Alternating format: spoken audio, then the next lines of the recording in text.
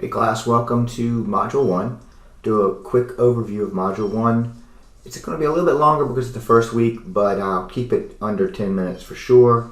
The shorter I keep it, the better, right? So let's go ahead and look at Module 1. Now, I'm not going to go here. What I like to do is go to the modules over here and look at them. So when we scroll down, we see, what to do in this module. Now, you'll notice that one of the assignments is missing, and that's the Cengage Now, and it's because I'm making the video before the class starts. But there is a Cengage Now assignment that's due. When I look over here at the assignment summary for the course, you can see that there's a Cengage assignment, exercises 1-1, 2-1, and 2-2, which are due by Friday. This should be straightened out for the beginning of the course. So just want to keep that on your plate. So these are all the assignments that are going to be due this week. Your reading, right? So we're going to have a reading for Chapter 1, Chapter 2.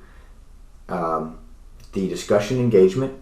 So make sure you respond to students for every required discussion thread, and respond to the thread and respond to 2 students for each one. And then we're going to talk about the quiz, and I'm not going to talk about Cengage Now. I'll save that for a separate video. And then we have the assignment. An assignment that's written, it's worth 5 points, and a research assignment is worth 40 points. We'll talk about each of those briefly. At this point, the only thing I'll say about Cengage Now is that you need to go into the Start Here area to get started. Watch the video if I have it up, and just make sure you do that. You get that going as soon as you can. Even if you don't start the homework, you get set up into Cengage Now. If you have any trouble, contact support to see if you can get help with that, and get it straight before the assignment's due, so you have plenty of time. So let's look at these 3 assignments: the quiz, the assignment, and the research assignment. Like I said, you should see Cengage Now assignment populate here when the course starts. But for now, we're just going to look at these 3 for this video. So look at the quiz first. Now notice the quiz, I don't know why it says no due date here, but the due date is Wednesday. It shows it right there. Submit the assignment in Excel, and all it is writing out, there's I think there's 10 questions that they ask. And next to each one, put A, B, C, or D. It's a multiple choice. And this is in the textbook at the end of the chapter. So let's go ahead and look at that in the digital version of the book. This is found on page 226, and you can see the multiple choice questions, 2-1 all the way to 2-10. And again, just use Excel and write the number of the question, and then write your answer A, B, C, or D next to it. I guess the only thing I would add to that is this is one of the reasons it's important to have the correct textbook, to make sure you have the same questions as are required in the course. Now let's look at this assignment. It's only worth 5 points. The assignment is C1-4. It's found in the textbook. This is on page 1-40, and what they want you to do is look at the AICPA, the American Institute of Certified Public Accountants, and look at the Code of Professional Conducts. Now, they briefly discussed this in Learning Objective 1-7, so that's earlier in the textbook. Let's look at that summary they provide. This is on page 1-35, and this is just a summary of the 6 areas of the Code of Professional Conduct by the American Institute of CPAs. Now, this is a good start. However, let's look at the assignment and what it tells you to do. It states to briefly discuss the first 5 principles and provide examples. So there's 2 parts. Discuss each of the first 5 principles and provide examples that illustrate each of those. So there's 2 things you have to do for each one. Now, the summary was very short, so it would probably be much easier if you looked at the entire thing, right? So it's very easy to find. So what I did was I went to Google, or whatever. Actually, I use a different search engine, but whatever search engine you want to use, and just type in AICPA Code of Professional Conduct. And so AICPA Code of Professional Conduct, and you'll get sent directly to the AICPA, and you can find it here. And if you scroll down, you can see the PDF versions. So I downloaded the PDF version, and did this a while back actually, but it's like 200 pages. Well, actually it's 189 pages. Oh, I'm sorry, 164 pages. I think the previous version was 189, but it doesn't really matter. Any version you get is going to be enough for this simple assignment. So this really gives you so much information for each of the parts that you shouldn't have any. What I mean by have any trouble is that you won't have any trouble finding additional information to write on. You can see that, for example, the public interest has a lot more than just that quick summary.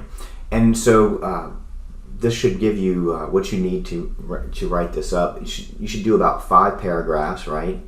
Well, maybe 6 if you do include an introduction. So, introduce what you're going to do, write a paragraph for each of the 5 principles, and give an example of each one in that paragraph. So just give a summary of it and a short example, and that should be plenty for this assignment. The research assignment's worth more points. It's worth 40 points. So we definitely need to look at this one.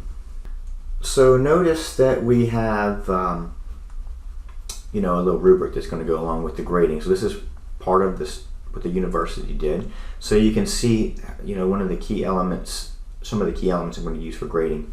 Let's look at this assignment real quick. So C1-12 it's called a research project, but it's not really. Really, it's kind of setting you up for doing research. So they give you a little scenario. I would read through that just to kind of put you in the state of mind that they want you to be in. And then there's 3 key elements that you need to look at. FASB's Accounting Standards Codification System. So you need to learn how to use that for this and explain it for this short research write-up. Basically, all of the GAAP, Generally Accepted Accounting Principles, are put together by FASB in a simple, easy-to-use online database called the codification system.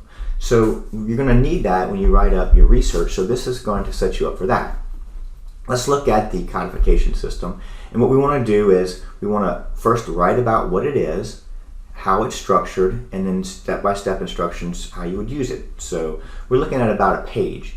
Now I didn't mention this for the last memo that you did earlier in this video, but you need to make sure that you write this up in a professional manner. Spelling and grammar are very important, and you need this to be well structured and clear. In other words, you would want something that you even if it's short, you need it to be very professional sounding. So let's go ahead and look at the codification. So go to asc.fasb.org, and that's where you find the codification. Now, of course, the professional view is very costly, over $1,000, but you don't need that. You just need the basic view. So right off the bat, you see a little PDF file, how to use the codification. So this is available without even going into it. But we're going to go ahead and go into the codification. So you'll see something like this. And of course, you want to use the basic view because that's the free view. You'll need to accept the license agreement. So scroll down and accept.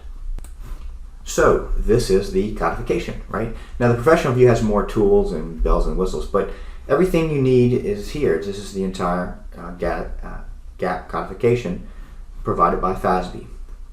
So you don't have to actually use it for this assignment, but you need to do a write-up, remember what it is and how to use it. And so here's some more information about how to use the codification that you can use for your short write-up. So I would say about a page, what is the codification system, how it's structured, and how you would use it. Just a short discussion about that. And you will need to use the codification later, so this is going to pay dividends for you later on in the course when you have to do other research assignments and actually find information. Make sure you get all this stuff by the due dates, and make sure you start with the QuickBooks. Make sure you get signed up for the QuickBooks, and you go through the QuickBooks video and you go through the first couple of chapters.